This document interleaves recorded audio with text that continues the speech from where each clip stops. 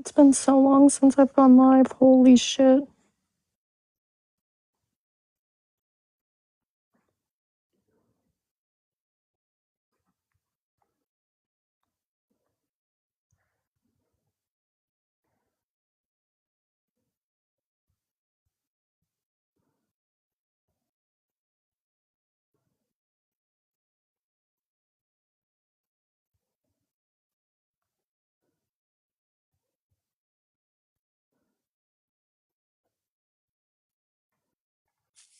Hello, Megan. Megan, is this background tough?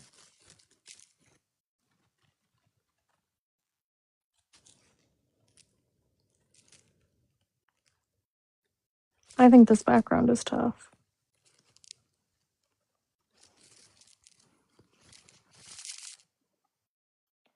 Where the fuck is the scumbag Rancho?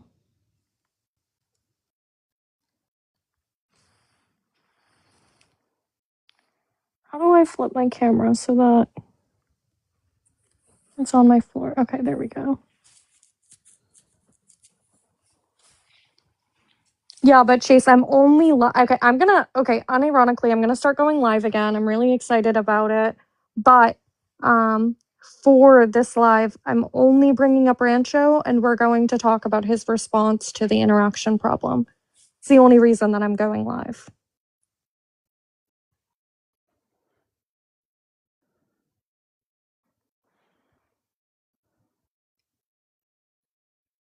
Hello, Liam. Hello, Beast. Yo, Court, you won't believe it. I am actually starting to read.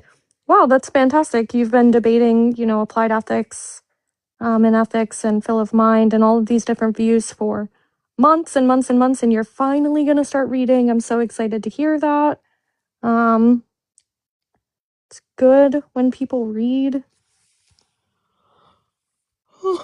Where is this fucking scumbag? Can everybody send this to Rancho and tell him to get his ass in here? You told me to start a live. You're reading an intro to logic book? Ooh, which one? Are you reading For All X?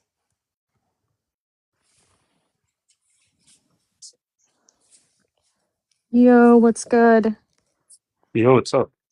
Hold on, let me give you mod. Yes. Now I can mute Landon in the comments. This is great. Nope, you definitely can't, but that way, because I'm gonna start going live again. So yeah, I know it's not just intro to logic, it's a logic textbook, but it's a logic textbook that introduces logic at an easy level. And Lyndon, I think I removed your mod a very long time ago when I stopped going live. I think I had like one last debate where I removed everybody's mods. Okay. Convince me So that. Did you just add the substance dualism thing? I added it for you. Oh my goodness. Okay, good. Okay, so look, your response to the interaction problem, I feel, is very hand wavy. I don't think it actually responds to the problem at all.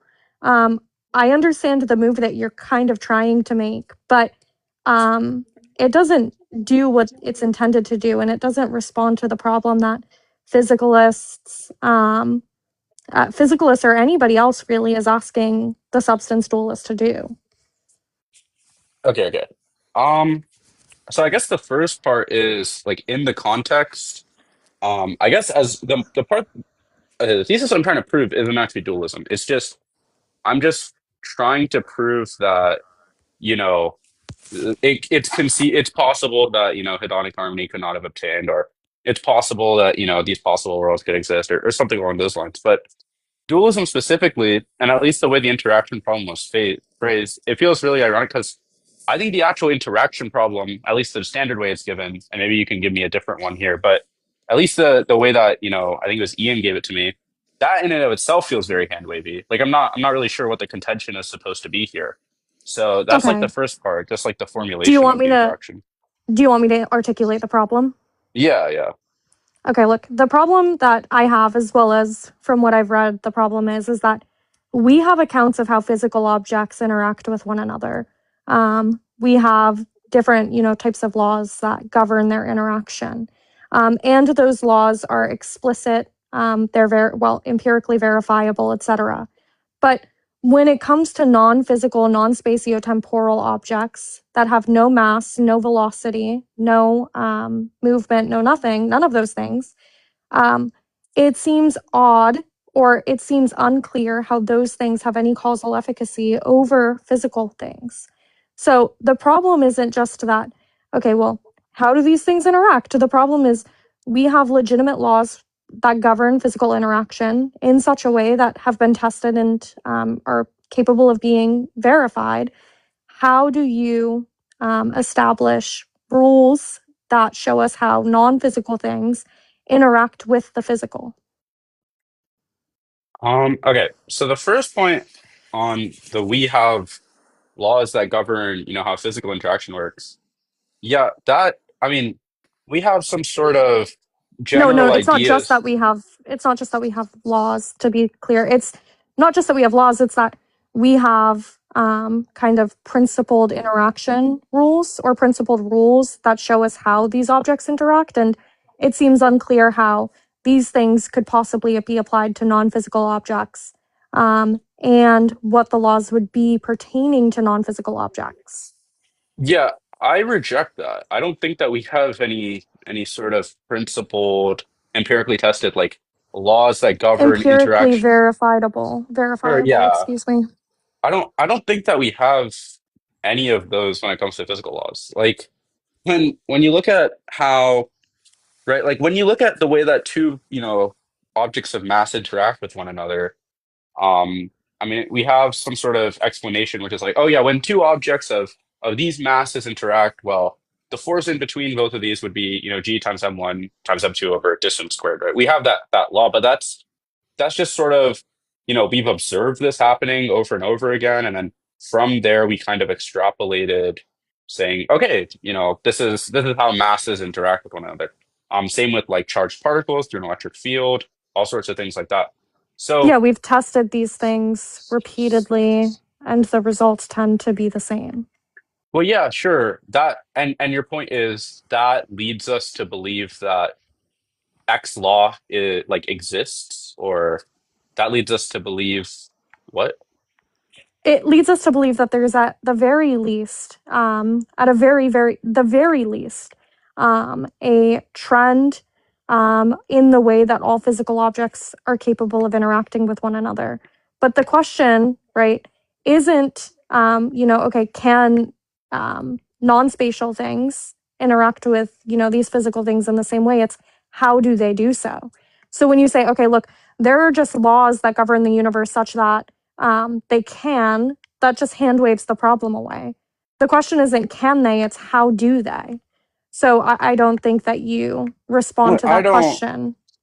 Okay, I don't take it that I don't take the view that I need to. Like, why? I can just say something like, it seems, not to communicate too quickly, but it seems that me and the physicalist are on the same boat in this respect because when we look at the way the physicalist has to answer these questions, or the sort of counter hypothesis, or just kind of, it seems that we're all dealing with similar constraints, and those constraints are sort of scientific constraints that we have about things like neuroscience and all sorts of that aspect. So when I ask the physicalist, why does this amount of C fibers firing cause the sensation of pain?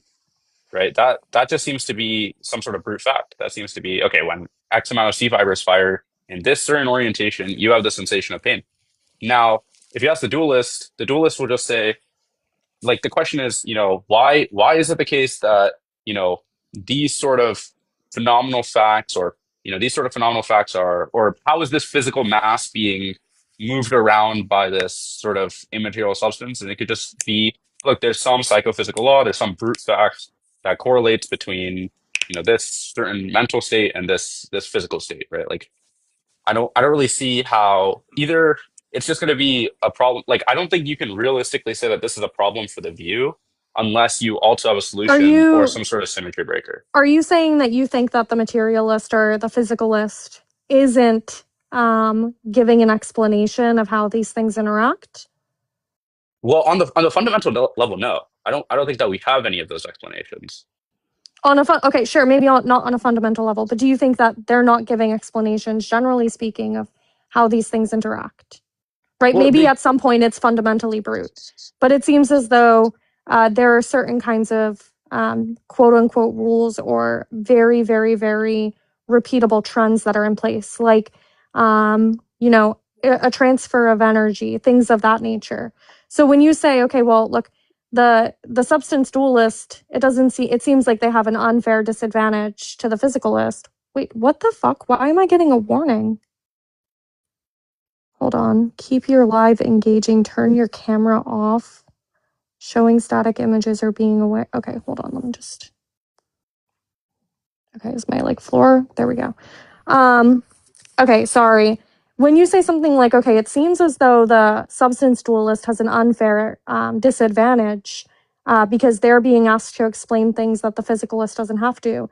It seems like, okay, sure, maybe at a fundamental level, there's something brute about the physicalistic explanation, but the substance dualist, if these aren't, it's not like we're talking about, okay, how do triangles, interact with squares?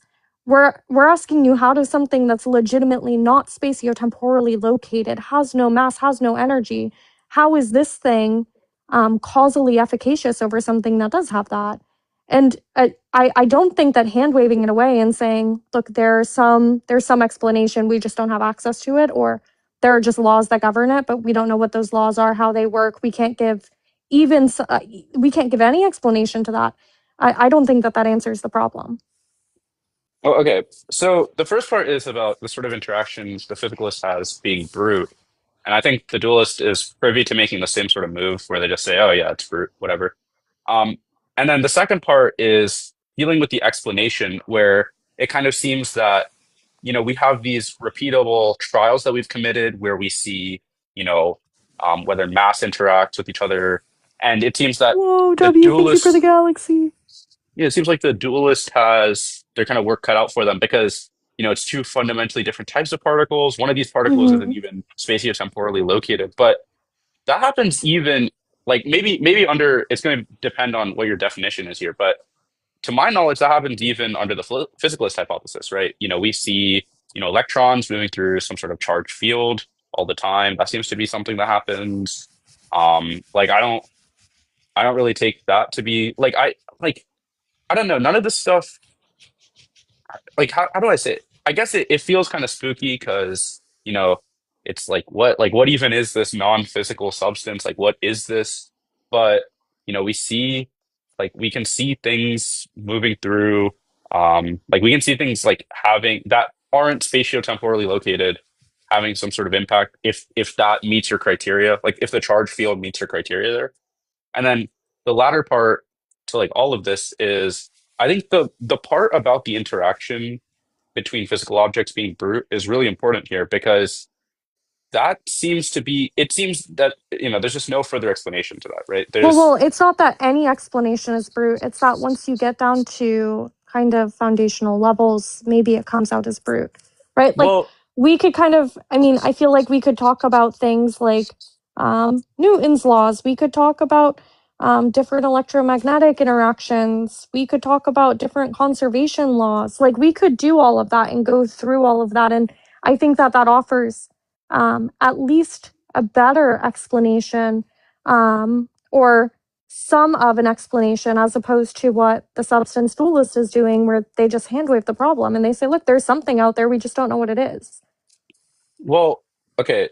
That's because the dualist is, or at least the substance dualist is saying something very specific about a very specific field that, we just have no knowledge of. But I don't take it to be the case that look, okay, when I say it turns out brute, I think it turns out brute even kind of higher up the chain than like than just like particle-particle interaction, right? When you ask someone the question of why is it the case that these amount of neurons in this configuration generates the phenomenal experience of pain or pleasure or seeing the color Mhm. red or something like that, I think that's ultimately brute as well. Like I don't really see what a further explanation for that would be. So are you talking about qualia? No, not about that specific. I'm just talking about why certain configurations of mass lead to certain, or certain configurations of stuff, for lack of a better word, lead to either certain sensations or lead to certain, facts like, when you like, for instance, when you have like, let's say there's like a coil of wire that creates some sort of magnetic flux. Like, why is that the case? Why does that coil create magnetic flux? Right. So those are just things like we observe them. Like when we coil up a wire really tight and run electricity through it, it creates a magnetic field. That's just something that we realize, right? That's I don't see any further explanation for that other than unless you want to say like, oh, would these Well, I particles mean, do this? I'm not a physicist by any means, so I'm not quite sure how to explain those types of things. I'm sure that physicists either could have answers to them, maybe they do have answers to them that I'm unfamiliar with. Yo Rancho Logic said you were talking shit. We gotta fight now, bro. Oh shit. Um, That's right. Okay, I mean, maybe physicists do have responses to those types of things. Maybe chemists have responses to why um, certain types of material responds to other types of material or fire in certain types of ways. Like, but the point is, and I feel like we're kind of getting away from it. It seems as though the physicalist at least has some sort of explanation, or starts to explain it in some type of way, and we have kinds of these governed principles that work to explain these things. Sure, maybe there's some stuff that we're still working on, but it doesn't seem like the substance dualist has done any of that. It seems like all you're doing is hand waving the problem. Well, yeah, because okay, to reiterate, I just don't take this to be something that Do you just not dualism. think it's a problem? Yeah, I mean, I just don't think it's a problem because I don't think that this is some sort of question that the dualist must answer in order to posit that, their theory is a legitimate theory and, it's I'm like not in saying it's a contention. legit. I'm not saying it's an illegitimate theory. That's not Well, I'm what just I'm saying, saying. I don't think that this is a sort of task that you need to accomplish in order. Yeah, that's right. Epiphenomenalism is the correct view. But I don't take this to be some sort of Bro, fact you that conceded on epiphenomenalism so fast. What do you mean? wait, epiphenomenalism. Wait, it's not that bad. Anyway. But the point that I'm trying to make is it seems the physicalist kind of gets away scot-free just because, maybe you have one type of particle. So when you're asked questions about, well, why does this physical interaction lead to this? Why is that the case? How is it the case that, an electron can move through a charged field and, create this sort of effect? Like, how is that possible? When you're asked all of these questions, the answer has always just been, oh, it's true. Like, oh, when an electron passes through a charged field, it does this. That's what we realize. I'm just asking. It seems the dualists, maybe they have less clear of an explanation because this is something that is less, it's less studied. We don't have as much knowledge on it. This is something that, we just don't have much empirics on, that sort of thing. Whereas just like, yeah, okay, maybe in the future I can give you these more rigorous, fleshed out answers, but I don't take that to be a sort of knock on the view. Like I just take that to be some sort of, real like some sort of constraint that we have. Okay, well, so look, I'm not saying that being incapable of answering the interaction problem renders substance dualism false. Um, But what I am saying is something like, look, I think that the interaction problem is a legitimate problem. I do think that it requires some form of an answer. I think that the hand waving, the saying, look, I don't know, but it doesn't matter, or saying something like, there are just laws that we're unaware of that govern these things and whatever. Like, I think that those types of responses, I don't think that those are good. I know that's, the humor type response, but I think that it's just hand waving. And then, um, I mean, it does seem like there's kinds of physicalistic explanations for the questions regarding how do mental states impact physical states. And given that that kind of has more explanatory power in that sense, I think it's a point up from substance dualism to a physicalist type of view. That's the only thing I'm saying is I think that Oh, look, okay. substance dualism seems to obviously lose a point. And it seems like that's a point gained for physicalism. Now, do I think that substance dualism explains other things better than physicalism? Yeah, sure. But I think that your response specifically, and that's what I wanted to talk about, is hand waving and doesn't do anything. Well, okay. I guess the first point is I just concede, like, say, like, oh, okay, I lose some amount of credence here. But then when you look at all the facts, substance dualism is IV or something along those lines. Like that sort of move Mm-hmm. is often made.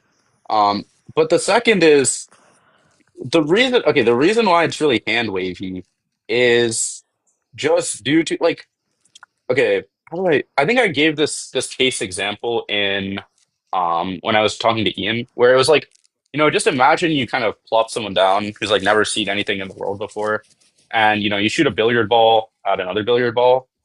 Why would they have any reason to think that, the motion goes as how you and I would expect it, right? Where they both collide, some sort of, collision happens, the momentum like continues forward and the other one goes, right? It seems just as plausible that, they both explode. It seems just as plausible that, when they come into contact, another billiard ball and like on the side of China moves forward. Like this all seems to be information that we gather through living our life, information that we gather Mm-hmm. through like this is all like none of this is like a priori, right? So we could just say, look, I don't know how we would ever observe some sort of non-physical substance, but we have really good reason to think that a non-physical substance exists and it's, you know, interacting with our mind. I So, mean, I don't have good reason to believe that, right? But uh, sure. yeah, that sort of move seems to be like the point that I'm trying to make is I can just say, okay, maybe my theory has a little bit less explanatory power, right? Because, the physicalists can provide like half-baked explanations for some of this stuff, right? So, okay, maybe that's the case. Sure. So maybe you want to bump down the credence from like point 0.5 to like, zero point 0.4 or something like that. You want to do that, but then when you look at how dualism explains all sorts of other facts and how like implausible physicalism is, it seems then you bump the credence like way higher, right? Because it's just we're trying to evaluate all the facts. So, I'm pretty happy to just say like, yeah, okay, it seems to be non-trivial evidence that my theory lacks some explanatory power here, but I just take it when you evaluate on all the facts, then that's gonna be like an actual then that's going to be like actual evidence and then when you evaluate all the probabilities it's going to cash out to dualism being true or more Okay, likely to be so true. are you saying that, look, I agree that my response doesn't really do a whole lot, or my response to the interaction problem doesn't really do a whole lot, but, there are other virtues or there are other things that substance dualism explains better. So I think that, the view still wins out for those reasons. Yeah, basically, but also it's kind Okay, of like, if that's what you're saying, then I don't really care because oh, okay, my okay. only contention is or was your response to the interaction problem. I just thought that the response you gave Ian was really bad. I think humor's response is really bad. Um, Well, okay, I just don't see what other responses there are. I think it's bad in the sense that look, it doesn't solve the problem, but I don't think I can solve the problem, right? Like there's no but response. Okay. I don't think that you need to solve the problem either. I just think that, look, I think that the kind of move that humor makes with the interaction problem is annoying, and I don't think it does anything. I think that a better response would be to say something like, look, I can't explain the interaction. That definitely seems to be a critique against the view, but there are other virtues or there are other reasons why people should take on a substance dualist view, given, XYZ things that it has higher explanatory power for. I think that Yeah, that's a I more mean, honest response. yeah. I guess broadly speaking, that is kind of the response that I'm aiming to make. But it's kind of just like, I mean, the reason why I kind of gave even Ian like a less sort of, generous version was he never actually told me what the problem was. He was just like, yo, how are Yeah, they I agree that he interacting? articulated Yeah. it like absolutely fucking like actually, unironically, I think that the entire time you were talking to Ian, you did way better. I think that the only points where I thought you did worse was a couple of the points where you were talking to Dr. Blitz. Oh Um, yeah, yeah. but Dude, yeah, I I was mean, like unironically nervous for that. Like that was like I think that if I you don't think I've talked ever been to nervous in like a debate before. Yeah, I think that if you talk to like Ian one on one, then there'd be no question about whether or not you won the conversation. But um the conversation that you had with Ian, I mean, well, about this, I should say, there are probably places where you might lose or different arguments you might lose for, but yeah, I think you won the conversation the entire time you talked to Ian. I just think Well, that let's go. the specific response to the interaction problem was really hand wavy, and I don't like that response. I Yeah. don't think it's a good response at all. I Yeah, prefer that secondary response you give. wait, did you understand any of the stuff when he said like um when he was like, "Yo, is pain spatiotemporally located?" Like, did you Yeah, understand no, any of that that shit stuff? was no, I That was didn't. like And straight gibberish to me. well, okay, I did understand what he was saying, but uh, what he was doing there kind of seemed to just beg the question against you. Yeah, that's what I Um, raised. I said like either it's begging the question or it's like utter nonsense. yeah, it seemed like he was just begging the question against you and kind of assuming a physicalist view to be true. Yeah, I mean Um, that's true. yeah, so I mean, I thought it was shitty, but I will say um, the actual sort of like there's different sort of versions of the interaction problem. Like one of them is wait, what's the name of it? It's like, okay, why is my soul tied to my body, and why can't my soul uh-huh, go into your body? That's yep. one.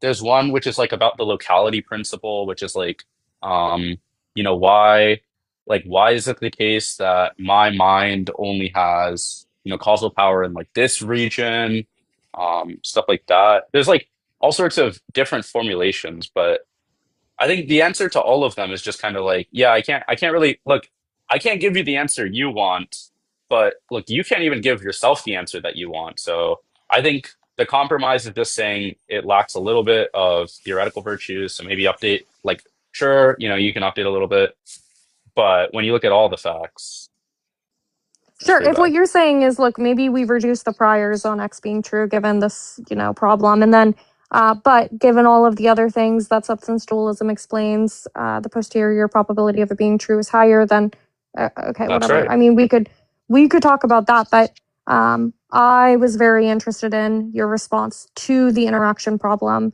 and I mean, I think it was poorly critiqued, but I just don't think that it's a response at all. I think it's a hand wave. Yeah, yeah. I mean, do you have any questions regarding the actual like argument from psychophysical harmony? No, I need to finish the paper by Cutter and Crummett. Um, I'm still not entirely clear why evolutionary type of responses don't go through, but I think I'm about to get to that section. Okay. They So I'll they finish cover it that. when they talk about hedonic, but the point is just that evolution kind of presupposes it. So when Yeah, when yeah, you're yeah. trying Let to me read it from them, bud. I pioneered it, Yeah, whatever. yeah, I pioneered. Are you does that view kind of motivate you at all towards theism? Yeah, that okay, it's really weird. So I guess I'm still like I'm still pretty agnostic, but definitely that and fine tuning, nomological harmony, those sorts of views are definitely the most convincing. But the issue Mm-hmm. is Um, the EPOE is really strong, and the only response I like to the EPOE also greatly reduces the probability that, like, it reduces the expectation of these facts under theism. So it's kind of like it.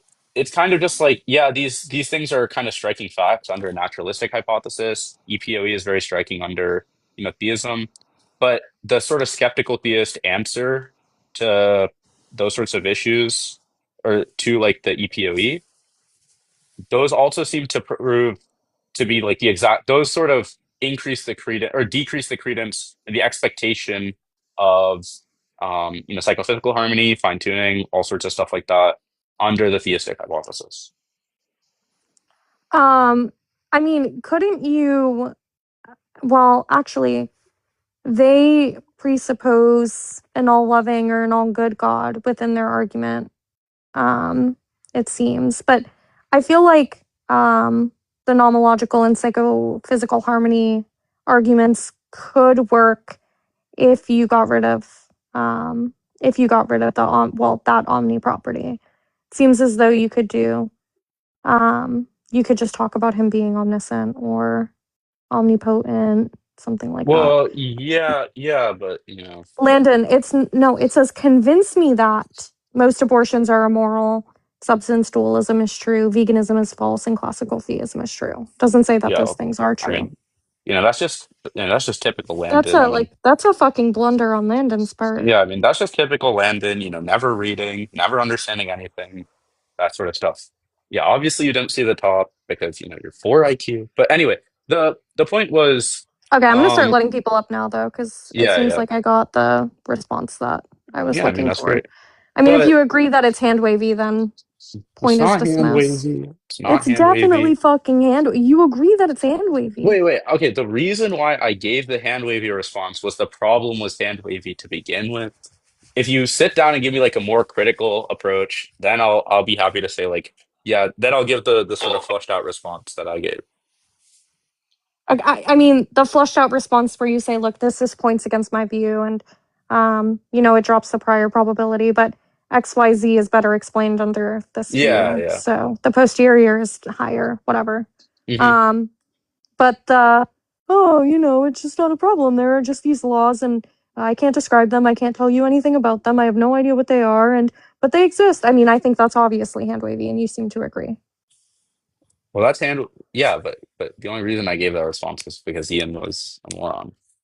Yeah, but Wait, you've given, I it's not like you've only ever given that response that one time, right? Like you and I had a conversation a while back about the interaction problem, and Yeah, because you never phrased it you the way gave that the you same did kind of now. response. Yeah, because then you just the way you phrased it was like, "Yo, there's an interaction problem." Like, these things. I fucking talked to you about the like I gave you the problem. What are you No, but talking about? okay, this time you like flushed it out and you like said all of that stuff. Oh, yeah. Well, yeah, because we're talking more, we're talking more quote unquote seriously, like we're not just joking around. But yeah, I mean, uh, do you think that, well, okay, it seems like substance dualism might be more apt for these types of problems, but um, why does it say to remove Rancho? Oh my God. he's rude. Rancho's Well, live content contains themes that some may find uncomfortable. Yeah, just come back. Wait, I didn't listen really properly, but I wanted to answer the question, but I'll just ask you, Court. Did he say that like the physical laws don't explain properly physical phenomena, or did I miss that? Did I Well, miss his the point point? was that at some point within the physicalistic explanation, it becomes brute. Like where? At what point? At the foundational level where it bottoms out. No, I agree with I get that at the foundational level it might become brute, but what was the level that he said it becomes Hey brute? guys, it's me, Seb. Hey guys, it's me, Court. Also, Sorry, don't Lily, what listen to did you this say? Braden guy. He At doesn't know what anything about that. point is it foundational though? Like when did he say it At the point becomes where the yes. physicalist runs out of responses to explain physical interaction. I don't even think that there's that. I don't think that at this point with science, I don't think that there's really that point. Like I think that even if like people will go into quantum physics to explain certain natural phenomena. Yeah, I mean, with the emergence of quantum physics, I'm not quite sure, but there are only a few concepts that I'm familiar with in quantum physics. And like I told Ranch, I'm not a physicist. So when he asks things about, okay, well, how do XYZ electrons going through XYZ magnetic field and having this specific outcome, how do you explain that? Okay, I don't know. But I feel as though physicists, holy fuck, yo, can and holy probably blunder. have. I Yeah, fear that's holy fuck. just Holy blunder. chemistry. Like, isn't that base chemistry? Like, I No, might be no, but really Lily, confused. the question isn't, okay, the question is something along the lines of, it's not what happens when an electron moves through, a charged field or an electric field or something like that. That isn't the Mhm. question. The question is, why is it the case that when an electron moves through a charged field, it But moves in this sort of way?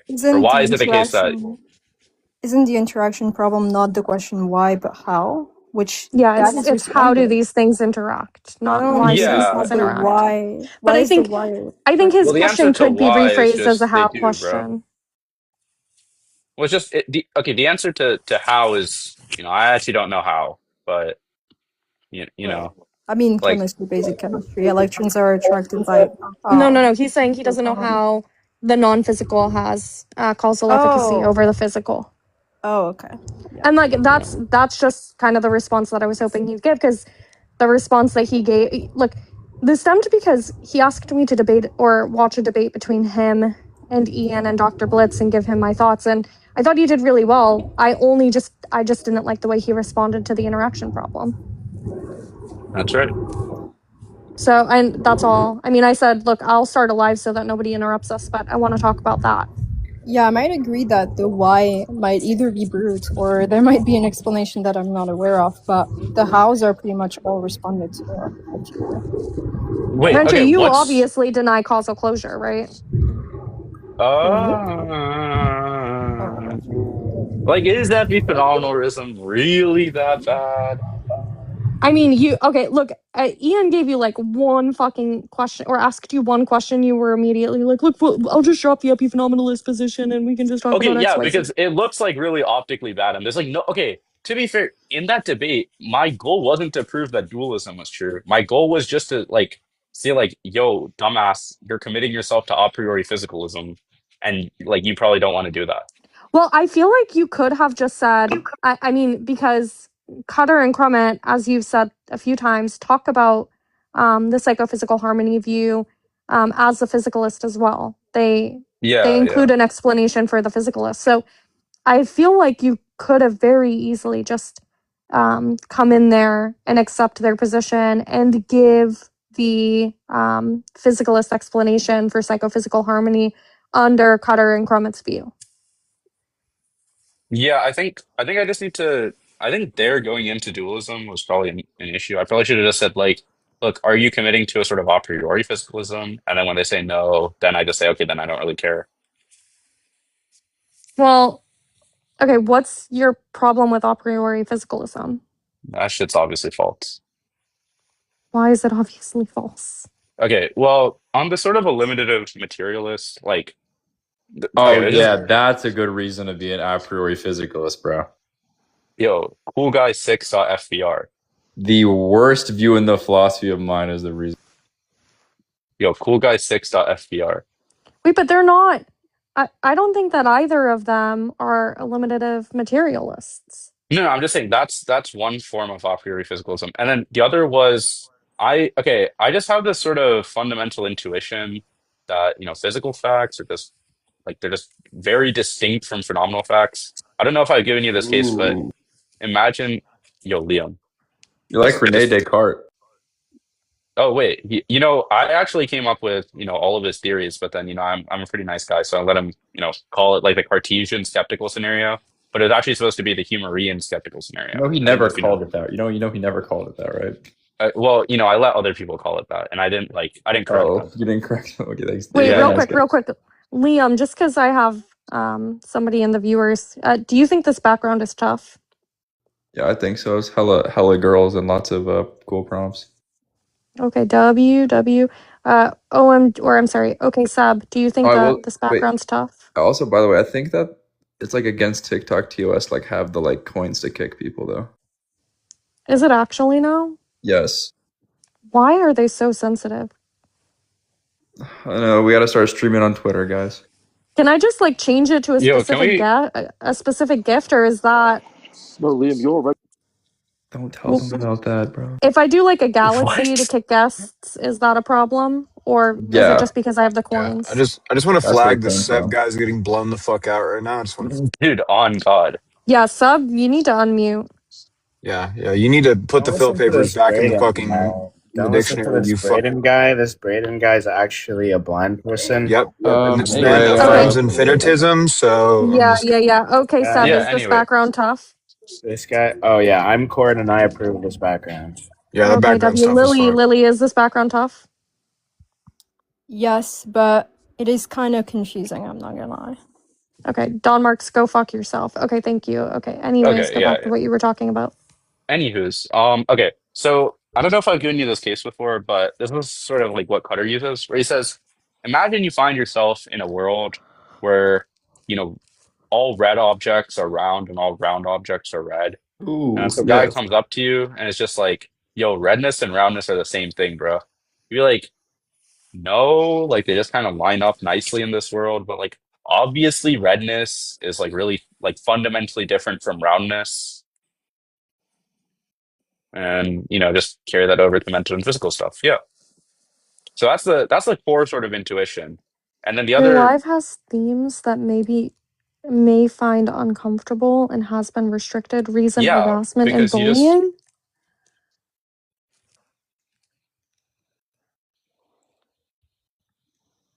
but I don't think that's true. I think it's just because you told Don Marks to go F himself. It's literally because of the thing I just said. Like I showed a picture of a Greek statue of a woman, and they flagged it for like erotic Wait, shit. but the women are all cut off like above the breast. You would think that, but That's insane. Why is TikTok so fucking I'm sorry, I love TikTok. All hail Benjamin Netanyahu. Oh, all hell and Netanyahu. I love Israel. Anyway, but let's get back to the meat and potatoes here. Wait, but we're vegans. Okay, get back to the potatoes. Okay.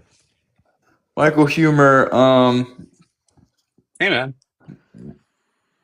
Look, man. I mean, you think phenomenal states and material. Here's the thing. I really want to ask you. Like, what do you think it means for something to be material? Like, really, at the end of the day, what does that mean? I don't know. Like, I actually don't have like a good explanation of like That's kind of like what why I is. think that's kind of why I think this whole discourse is like silly as shit because like the Yeah. conditions for being physical aren't even clear. Wait, I isn't mean- it just like spatially extended? Let me show this. Physical means spatially extended. Or are you asking? So, like, what no, I thought that the question was what is an object? Sorry, I misheard. And what is physical? Oh, what is physical? Mm-hmm. Probably the same thing, that it's in relation to something that is spatially extended. I mean, everything that something exists is spatially extended. everything that exists has a relationship to something spatially extended. That's right, I am a physicalist. That's right. No, but like that's like the way you define No, physical like- is consistent with Platonism. Like Platonists could be Oh. physicalists. Okay, I don't know then. Like it's like trying to define naturalism. Like I have, like, That's actually the point, though, right? That's actually kind of the point. Like, I think the fact that you can't define terms like naturalism are kind of evidence that if you call something supernatural, you're committing you're just making something up. well, I mean, because- I just Wait, have does a- anybody know how I can get my keyboard off of my screen? you have to. Oh yeah. Like in the comment section, you have to send a comment. I'm I pretty did. sure I sent no, two. you have have to to hit the click on gift someone's button. You have profile. to click on Michael Humer's profile, then click the gift button, then click the Oh. galaxy 10 times. No, Just you have open, to. Yeah. open Swiping out somebody's of the app. profile. Court, just open Normally, somebody's you have profile. to like close the live, but you could also like click on I, someone's like- profile, go on a I video, can't. comments. I can't click on anybody's profile. Oh, Not You even can't swipe yours. out of the app. Can you open up your profile or no? No. Because you can close the app Oh, and but- come back into the app. Okay, hold on. Anyway, while she's doing that, what's your view on the philosophy of mind, Mr. Michael Hume? Like, why do you even participate in this discussion if you don't even wait, have the conditions for something being physical laid out?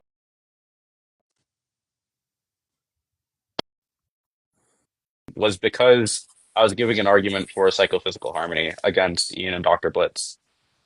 In which case, in which I invoked a form of dualism in order to deal with one of the issues that they raised. But in actuality, I'm agnostic on this.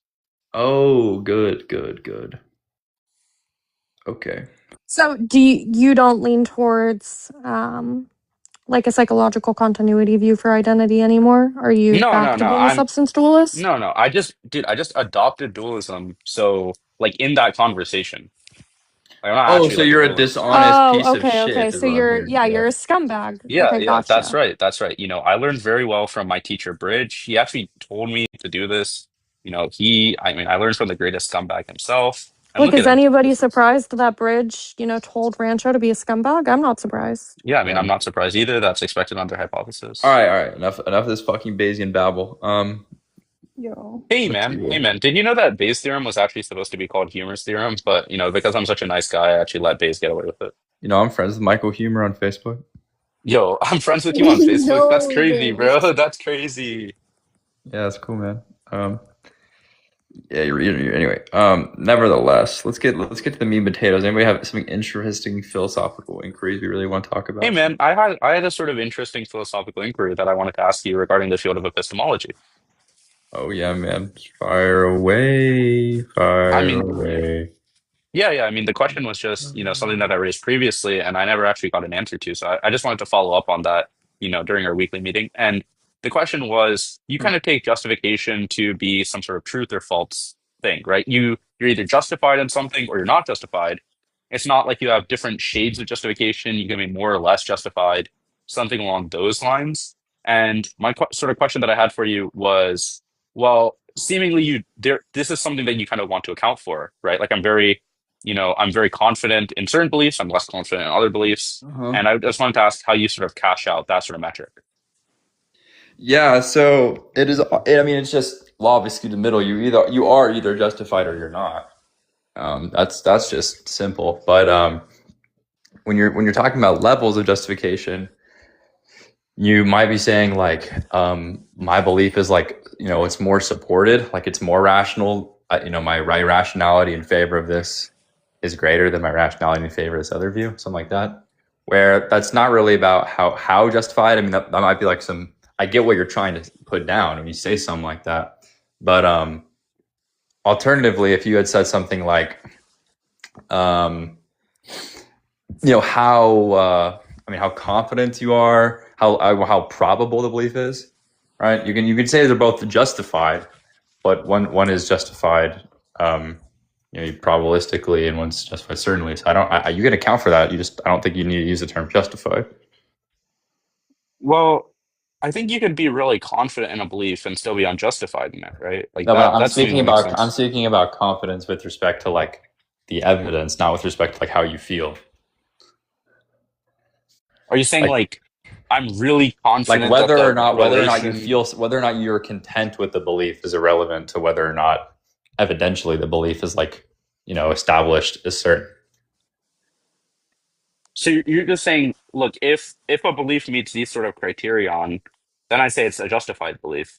If this sort of belief doesn't meet this set of criterion, then it's an unjustified belief. Is that sort of your view of Yeah, things? and you can miss the mark of justification by varying levels. You could be like completely wrong, or you can be like slightly wrong. And Right. what sort of semantic, like, how would you kind of express that sort of notion of, you're further away from the mark, you're really, really unjustified. Like, You're being less objective versus more objective, okay, or being less rational versus more rational. okay. Okay. Do you think that the sort of semantic notion of like I'm just saying I'm more or less justified and there's sort of like a Boolean amount to where I say I'm justified if I cross like, zero point 0.7 justification or whatever. Do you think that that's just equivalent? That's like the sort of thing that you're trying to express? Sorry, I was texting someone. You said again. Is it you said it was something along the lines of like if you cross a certain probability threshold? Or if you cross a sort of like justification threshold. Like I know that that doesn't really make a whole bunch of sense if you're just holding them to be like Booleans, but Because you're framing it as a threshold. Like that's the thing. I don't think there's like a quantity of okay, justification. You okay. need to argue the quality. Okay. All right, that seems fine. You could talk about there's a threshold in the sense of like how focused you are being, but that's a separate issue, separate but related issue. It's a concomitant issue of justification. That's really interesting, man. Thanks for bestowing educational knowledge upon the young the YNs Half of the of things you said there was redundant, but yeah. Bro, yeah, you thank are you. not. You are not one of those, Ranch. Yes, we are, right, Liam? What the fuck is we boy? Liam is not either. What? What? Wait, you don't take dude, Liam is the What? platonic form of a YN. Hello? Oh, what? Bro, bruh. Yeah, I'm participating in the YN form, bro. Yep. Wait, who's like the quintessential YN? Quintessential. Why are you using the term quintessential? All right, bro. Why are you getting on me All for right, using it's fancy time words? for. I'm gonna kick Rancho now. It's time for him What to did I go. do? Anywho's. Bro, Don said Jam is. Dude, Sensei Sticks joined. I feel like we can't talk about Jam anymore. He's not on the app. Oh my god, bro. That guy was never on the app. I'm like actually shocked he's been off the app for so long. Yeah, I agree. Can anybody name name a single Jam original? Didn't think so. I mean, I just can't say them on live. Exactly. I mean, I'm retiring as a Jam original, I guess. So true. Anybody want to talk about philosophy? Anything interesting? Cool guy. I don't know why I called you cool guy. Liam, I have a question about the resurrection and what you think about a response I gave. Okay. Okay, so I was on Marsalt's panel this morning and somebody came up and was talking about first they set their priors at the resurrection being true at like 50 or 0.5, but literally insane fucking priors. What? Insane priors, I know, but okay, their priors were at 0.5. Yeah, Dawn, because you didn't fucking talk to me about it. So their priors were at 0.5, which I thought was crazy, but regardless, the kind of explanation he gave was, okay, well, people, saw him die and then people saw him, rise from the dead, blah, blah, blah. But the response that I wanted to give was something about how it just seems more expected that he wasn't dead, or it just seems more likely that he never truly died. Maybe he was in a comatose state. Maybe there was, some medical thing that happened. And then I pointed to a historical account where somebody was crucified and didn't die, as evidence that could happen. And then after that, yeah, I mean, that was pretty much it. I mean, he kind of said something about how there's like a spiritual form, but I think that that's only accounted for under one of the accounts of his resurrection. So I'm not really sure, but I don't do any fucking probability shit, so I don't know how to make that work. Oh, are you asking like how do you frame your response into Bayesian Babel? Is that what you're asking? Yeah, into Bayesian Babel, exactly. That's it. I'm a big fan of Bayesian Babel. Yeah. Bro, the guy literally came up with grant me 50% priors. Prior probability. Which does make sense. Bro, but I feel like even with the 50% priors, I got the posterior down to less than 50.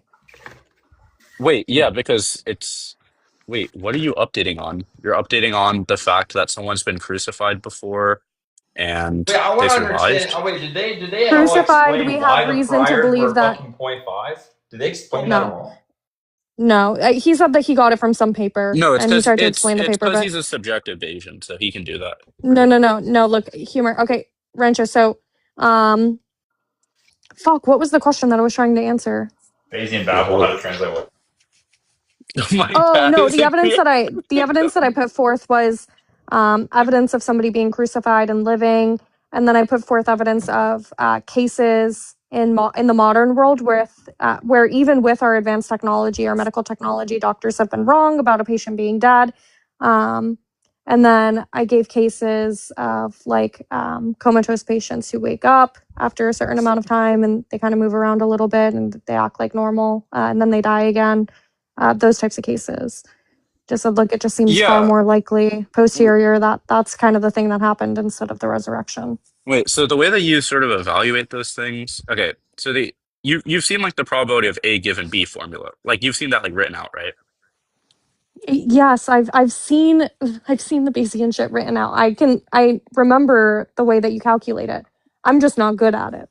Well, that's all that's equal to is just the conjunct of both of those things happening divided by the probability that the thing that you're like updating on happens.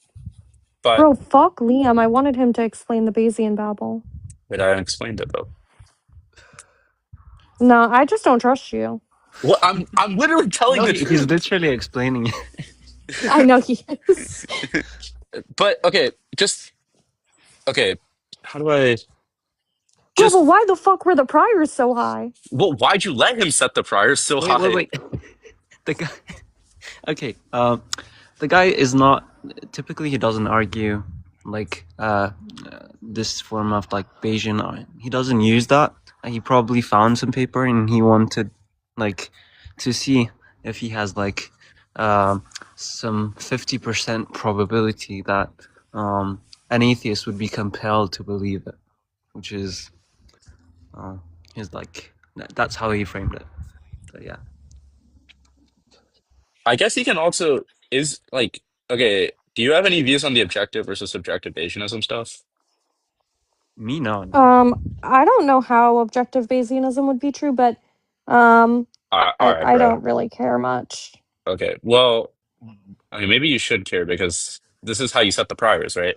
The subjective Bayesian. Look, I should care, especially now that I'm trying to move over into Philip religion, but Oh my God. Like, I haven't cared until now. look, I mean, I just wanted to flag something. Obviously, as soon as Rancho starts moving away from the abortion space into theism, courts Sorry, like, that was me, bud. I did that yo, first. wait, which one of us debated Dr. Blitz and Monkey Boy and that other fucking guy? Yeah, Like, I'm epistemically humble and I don't go up on panels and debate positions that I'm not confident that I know very well. look, you might be confusing epistemic humility with epistemic cowardice. You're an epistemic coward. Hey, real You're quick. not. Hey, real quick. I actually Oh, wanted what's up, to man? flag something. I just wanted to say Oh, hey, man. I would like somebody to explain why humility is an epistemic virtue. No, thanks. I mean, it seems like it is. It seems Why, though? productive. It does not seem that way to me. No, it seems productive to the conversation. Why does that seem productive to the conversation? Look, I mean, like, okay, if you're when like, I say humility, all I mean is, look, if I'm shown that I'm wrong, or it's more likely that I'm wrong, then I walk away from the table, and I don't, bitch and moan about it. Unlike some people. Okay. You're just okay. That's like epistemic good sport. That's like okay. That's different. Epistemic good sport. Because like the term humility. Do you know what? So Wait, what happened to my background? How do I fix it? So the idea behind the vice of pride. You guys know why pride is considered a vice? Hold on, there's more important issues at hand. You host lives often. How do I fix my background now? You turn on your camera, then you turn on the green screen, and then you. Okay, thank you. Yeah. So why is it a vice?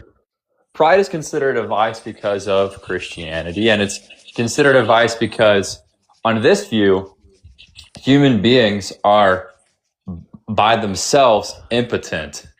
They can't achieve the good because the good is like closeness with God, or becoming union with God somehow, right?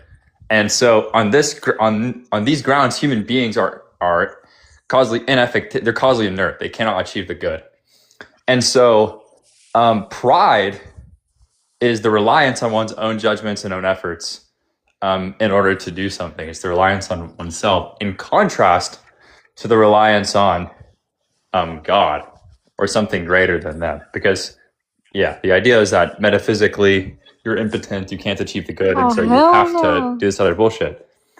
And so that's why humility is praised, right? Now, oftentimes the idea of humility is sometimes just synonymous with or used synonymously with being honest, right? And what the implication of that is that if honesty is being committed to facts and not not deceiving yourself or others, then being humble is a kind of honesty because it recognizes the fact that you in fact cannot achieve certainty. You in fact cannot achieve these things on your own, by your own judgment, by your own mind, by your own efforts. So when going into epistemology, I totally agree that you should be honest. You should be committed to not being deceptive, right? And of course, honesty is a virtue in all the different realms in which it can be applied. But in terms of the idea of humility, like you are in fact capable of being certain. You're in fact capable of knowledge. And when people say you should be humble, oftentimes what the actual meaning of that denotatively is that you cannot achieve a kind of perfection. You cannot achieve, for example, epistemic perfection is knowledge. You can't know true things. You can't do good things. Be completely good in a specific way. So, I mean, I don't think epistemic humility is a virtue. I think it's a vice because you, in fact, can achieve all these different goods, epistemologically or whatnot. And instead, you should be epistemologically prideful. You should utilize all of the knowledge you have gained when you try to tackle an issue. And you should additionally be honest and active-minded. So, like, sometimes humility is characterized by an open mind. I don't think you should be open to things you know are false. I think you should be actively evaluating things with the rest of your body of knowledge. So, yeah, I think. Wait, but yeah. I mean, some people should obviously not be prideful, right? There are some people who have very little knowledge, and those people should not be. No, but they should. But the thing is, they should be prideful because prideful is an idea. The idea of pride is that you should be morally ambitious, or you should be ambitious, and you should try to, essentially, you should aim towards perfection. You should believe that perfection is something you can achieve. Now, pride is not arrogance. Pride is conditioned by rationality, as all virtues are. So, like, you shouldn't lie to yourself about your abilities or what you know. You shouldn't lie to others about that either. So I'm with you there. But if you don't know many things, you're still prideful, right? You're still utilizing your knowledge to the greatest extent that you can. You just know less. You can be just as prideful being knowing everything and knowing nothing. But Liam, like, if I give you like a case, let's just say there's somebody, he has pride under the view he holds. He doesn't know it to be false, and this seems to be like praising, the person who's holding that view confidently, or like as if it's correct. So I think personally, leaving some place for doubt should be a thing. Why would you leave doubt for things that you have no evidence against? Because there's more resources that haven't considered. Well, that's the thing. You should always be ever expanding your context of knowledge. But if you achieve a conclusion that is a certain result of the context of your knowledge, you should hold that as fact. You shouldn't leave room for doubt because there is no doubt within your context.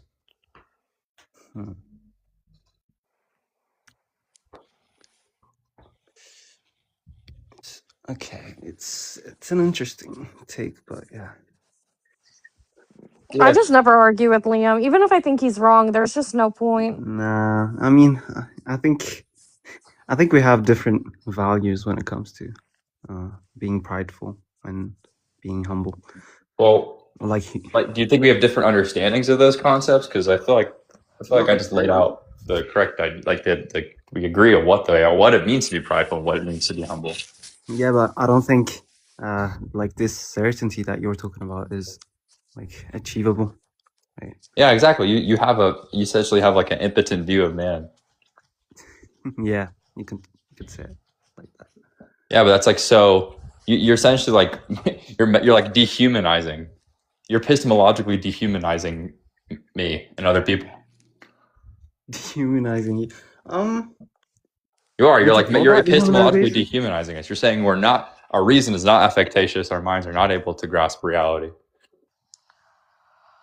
Well, some people are like that. No, I know, but those people, that's what I'm saying. That's what they're doing. I can explain why they're wrong, but the point is, like, that's what you're like. You should hold man in high esteem. And because you should do that, I mean, you should not, act as if we're incapable of knowing things, because we are capable of knowing things. Sure, we're capable of like knowing things. I can grant that, but we're also capable of being wrong. Right. And you shouldn't doubt your conclusions if your conclusions are the result of objectively thinking through the whole context of your knowledge. Wait, there's a term for this and I can't remember what it is. Hold on. I have to go back through my notes. Is it a kind of fallacy? No, it's not a fallacy. Okay. It's just a way about, there's two different kinds of thoughts about disagreement, conciliation and steadfastness. Are you saying that we should be steadfast? I'm not sure what those terms mean in this context. Conciliation is just where when you and a peer that's equally competent disagree on some fact, you should suspend judgment, where steadfastness is where you and some peer that's equally intelligent or equally knowledgeable about some fact, you should remain or retain your belief. Yeah, I mean, it's all, I mean, egoist, right? And that's true epistemologically. Like, I don't think you should suspend your judgment just because somebody else disagrees with you. Well, it's not just about disagreeing with you. It's okay, like, assume that you and I are both two perfectly competent metaphysicians. Yep. And we're both very, very intelligent within our field. You and I have spent the same amount of time studying. You and I have, published the same amount of papers, Sure. etc. Right? Okay. Now, assume that I take a mereological nihilist type of view, and you take, say, maybe you're just a mereological realist, right? Sure. Okay. Now, you and I come to a table with one another, and I present you with all of the evidence in favor of my view. Yep. And you present me with all of the evidence in favor of your view. Yep. And neither of us are able to come to a point where we agree.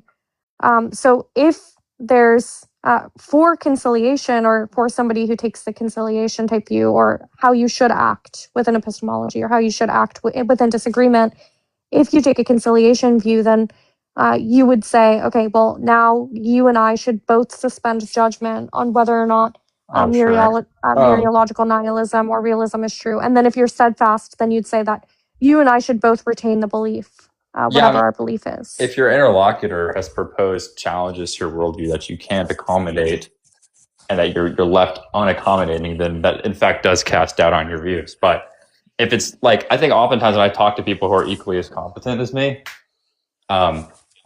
being equally as competent does not mean we're both knowledge. We both have the same amount of knowledge on the topic, because in fact, one of us has to be wrong, so we can't both have the same amount of knowledge on the topic. Well, It could be it both seems of like you you guys wrong. could. Yeah, it seems like you guys could both have. I mean, we could both be wrong. In which case, right, but it also seems like, okay, take the example of the two metaphysicians who come to the table, right? It seems like you and I could both have the same amount of knowledge regarding the relevant literature on our positions. Well, I mean, right? if I, like, for example, what would cause an ideally rational agent to think that this objection goes through in defense of the view, but then also the other ideally rational agent to not think that? Like, it'd either have to be a difference of knowledge, or they just wouldn't both be ideal rational agents. When you say knowledge, I'm assuming that you have embedded a truth condition. Yep. Right? Okay. I mean, like, if there's a condition regarding the belief being true, then sure, we probably don't have equal levels of knowledge. I'm saying that we have. Yeah, I'm saying that we have equal access to and equal. We've both equally read the literature. We're both equally familiar. We're both equally competent regarding the topic at hand. So, like, if I give a knockdown argument, my interlocutor's just like, they just like don't think it's like they just like don't think it's a knockdown. Like, I don't.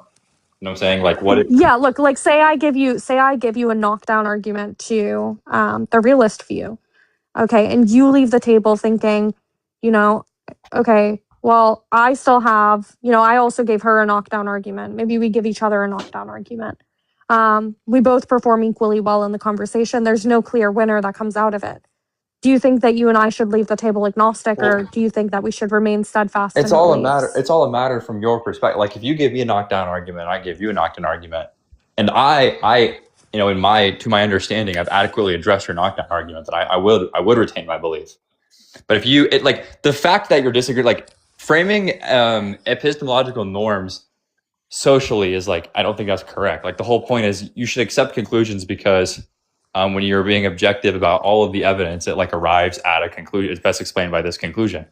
And so, like, if you become aware of a knockdown argument, and that knockdown argument in fact is not accounted for by your worldview, then you should cast doubt on your previous view, because it shatters your perspective. But if you had known previously of this knockdown argument and you have a response, and you account for it, and you integrate all of the data into this one conclusion, where the conclusion or all the data is best explained by your previous view, then yeah, you should be steadfast on your view, because nothing changed. Yeah. Okay, so So we could just say that you and I come to the table and we've both constructed brand new arguments that have never been published. Okay. And I give you this brand new argument against your view, and you give me this brand new argument against my view. Okay, now it seems like both of us should leave the table not steadfast. We should leave the table either agnostic or at least doubting the belief. Well, part of it is that, like, given the nature of the knockdown argument, you have to like comprehend how the knockdown argument relates to your previous views in order to like, just the fact that there's a new knockdown argument you have to present it doesn't immediately disqualify your previous work that you've done within your context of knowledge. So no, of course it doesn't disqualify anything. It's just you should now doubt the belief, given that you have an argument that you can't address against your belief. That argument is, I don't think, well composed, whatever. It's specific. I don't think that you should doubt the belief insofar as like the support you previously gave for it is not support. No, but whether or not the belief is true, you should doubt whether or not, what the belief that you had previously. I mean, I would actually default. I would actually probably by default doubt the counter argument because it contradicts the previous context of my knowledge. But that doesn't mean that you shouldn't, like, you should of course investigate it. But I don't think you should doubt your previous conclusions that you've come to or that you've arrived to objectively. Okay, well, okay. I mean, sure. The point is that it addresses, the beliefs that you have, and the way that you've come to those beliefs in a way that you haven't, previously seen. And so you're unable to account for it.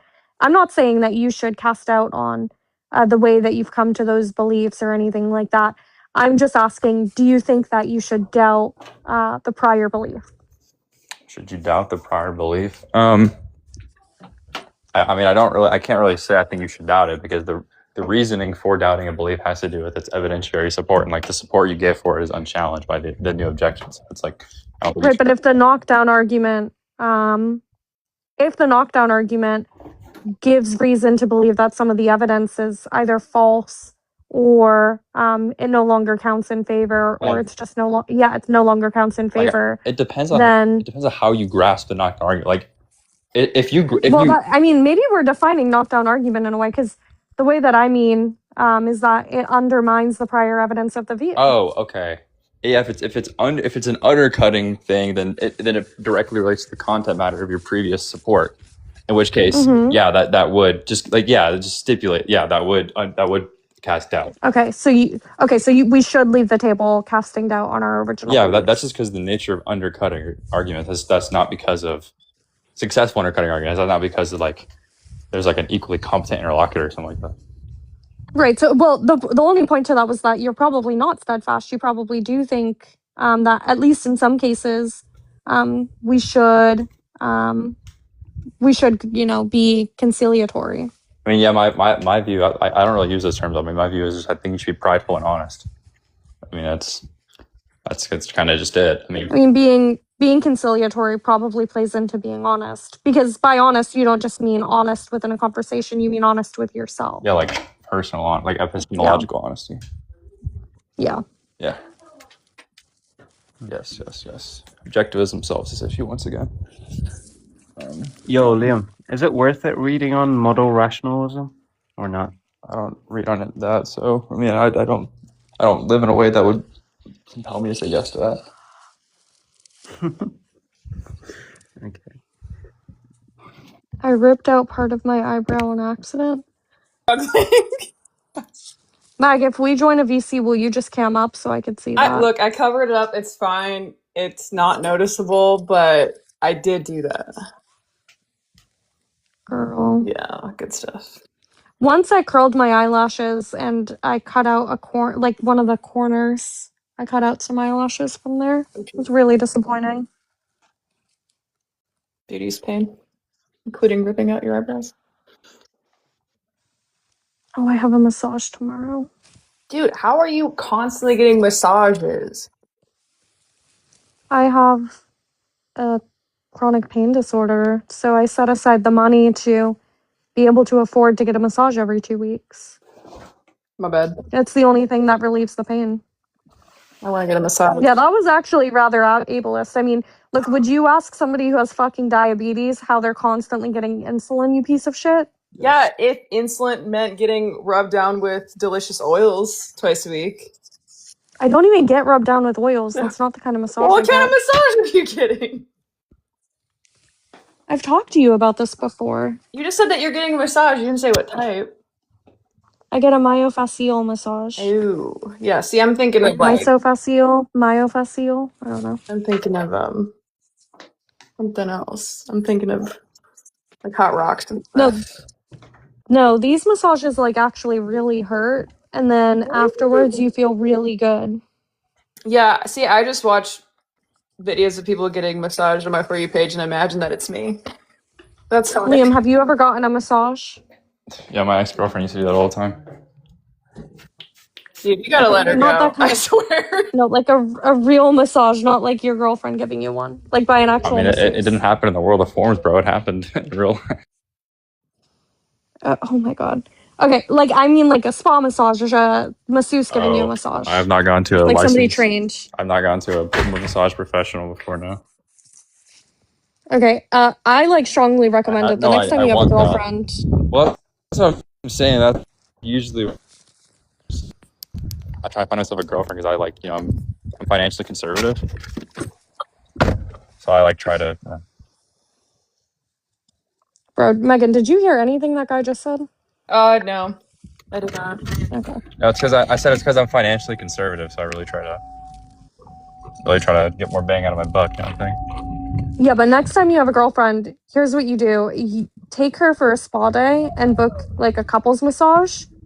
I've wanted to do that for so long, bro. It's my husband and I did it on our honeymoon when we were in Aruba, and it was the best thing we did the entire trip. Yeah, and then when you're done, you can host the freakiest live that anybody on TikTok has ever seen. Well, that's not true because I've hosted freakier than that. You know.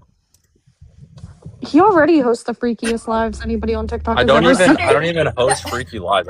I just host like normal, candid, sex positive lives. Like people are like literally collectively freaky, I would say. Wait, I think that the funniest live on TikTok I've ever seen was when him and Kay were going back and forth, and the host had to keep dropping one of them, and one of them would go up and talk about the other sexual deviance over and over and over again for like an hour straight. It was probably my favorite live. That one was pretty funny, but yeah, that one was pretty funny. Here's the thing though, like people are literally just like so stupid. They like they live in this mental prison talking about erotic material.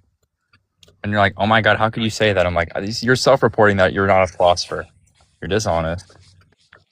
Like every time I talk about like sexual like power dynamics, people just like freak the fuck out. I'm just like, are you for real? Wait, do you think that they're okay? In what context are you talking about sexual power dynamics? Like, what are you saying? The morality of them, the reasons, like what would be good about them, what the appeal of them is, how I induce my sexual moral principles. Oh, you're just talking about the fact that you like to get tied up. I mean, okay. No, not that. Like that's part of it, but like that's part of the inductive support. But like the philosophizing of like why that's moral and like under what conditions it'd be moral and like what the role in human life of sex is and like how you can like adopt certain rituals that like enhance certain aesthetic features of sex. Yeah. Okay, there are different types of. I don't think Lit is here, so I'm just gonna drop him. But there are different types of sexual power dynamics that people want to refer to. So some are like minors or just barely adults with like 40-year-olds. Yeah, no, I talk about all that. Yeah, well, I don't really talk about like children because, I think about it, but I don't like talk about that. Just no one. I've never been prompted to speak. Don't say I think about minors. I mean, I think about the way that minors operate in like sexual conversations. I don't think about like them sexually.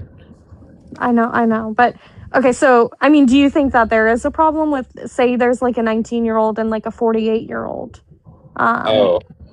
Yeah, but people are like so stupid about why it's wrong. Like, obviously it's wrong because a romantic partner is supposed to be first and foremost a partner, and and so like in what fucking universe is like a 19-year-old equipped to be a partner to a 40-year-old?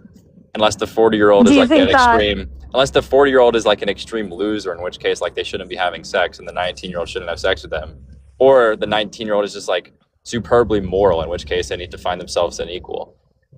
So like either way, like they wouldn't be like equally yoked, so to say. Okay, do you think that the equally yokedness or unequally yokedness comes from any of the stuff about cognitive development, or do you think that it's just I mean, I'm about sure kind there's of an life element. experience? I mean, I'm sure there's like a cognitive element, but it's primarily the phenomenal facts. Yeah. Like I hate making decisions in terms of science, because I don't think people confront the decisions as scientists. They confront them as like people who have philosophical data, not scientific data. But I think that totally does some part of the explaining. But I think the primary explanation is that, yeah, like a 40-year-old is not an adequate romantic partner for a 19-year-old. And that's just because Yeah, I mean, their values, I their lived obviously, experience. yeah, I obviously agree with you, but I think it's primarily cognition, secondarily lived experience. So Well, I we think order it weird. maybe, I mean, philosophy is like quasi. I mean, the philosophy, my ethical philosophy at least, is like quasi. Not even quasi. It is concomitant of certain psychological facts. So, like, I think I'm speaking about psychology and like how their psychologies can relate. I mean, I'm not talking about hot and cold cognition and all this other shit, but I think all those things are kind of they're just kind of explanations. They're neuroscientific or more specialized explanations of some of the phenomena I'm talking about. But in terms of guiding principles, I think obviously we're talking about kind of broadly the same thing. I'm just approaching it from a more abstract perspective. Mm-hmm. Okay, yeah, probably. That's inherently manipulative. Well, I mean, I also just like hate some of the terms people use to talk about like relationships, like the term manipulate or like the term persuade. It's like people like use those terms in like an inherently negative way, but then like you just like ask them to define manipulate, and like the term just means like to affect, something like that. Or they'll say like, or they'll embed it where it's like to influence in a negative way. It's like, okay, then obviously, manipulation is bad. Then it's like, what are the conditions for negative manipulate? What are the conditions for like negative influence? And then it just gets back into philosophy. So I thought it was like something about how the person that you're persuading doesn't have some sort of faculties to, make a deduction about like if what you're saying is true or not. I don't know. there's something about the competence of your interlocutor. I thought it had something to do with that. Like it's, I mean, I think colloquially, it has to do with like a kind of deception, but that's more so just a point of like lying is bad, I mean, I thought like the deception occurred along the dimension that like they just don't know what the hell's going on. But I don't know. Yeah, but that's part of the thing. Like, it's vague. It's just like I think there's like better evaluative criteria.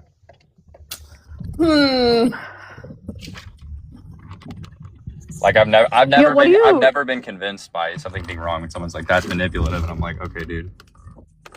What do you think about the scumbag skeptical theism response to the EPOE or divine hiddenness or any of those arguments? Stupid.